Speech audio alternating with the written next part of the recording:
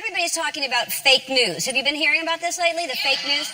It's spreading around the internet faster than Usain Bolt in a rocket ship, I'll tell you that. So many fake news stories that the New York Times did a story on them, which means that fake news has now officially become real news.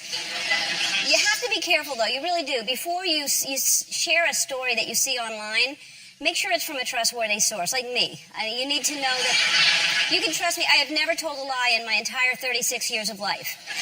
So, a long time ago, the only way to get news was from word of mouth. That's the way people pass news around. People would go to public places like a Greek forum or Roman baths. Back then, you could only get news from naked strangers. That's how you got news. Then, England was invented, and they had town criers, and they told the news. They had a bell, and they would shout, "Hear ye, hear ye!" And today, if someone does that on the street, they're on drugs or Billy Eichner. Then the newspaper came along, and for my teenage viewers out there, newspapers are like BuzzFeed, but completely different in almost every way.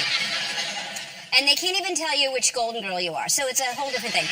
In the 1920s, radio was invented. The radio was America's main source of news until the video killed the radio stars. Such a tragedy.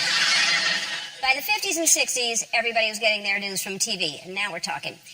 Then the news came on, and everybody would gather around, the whole family would gather around the TV, and not my family. They watched, and I would stand behind the TV with tinfoil on the antenna with my hand like that. They enjoyed it. And now we have the internet. Thousands of stories are being shared on Facebook and Twitter, like this one right here. This says, Obama bans Pledge of Allegiance in schools nationwide. This was posted on a website designed to look like ABC, but like Dolly Parton's boobies, fake. My point, I mean, really, they made the whole thing look like ABC. It's crazy. My point is, you can't believe everything you hear. You have to treat the news like I treat margaritas. Take it with a grain of salt.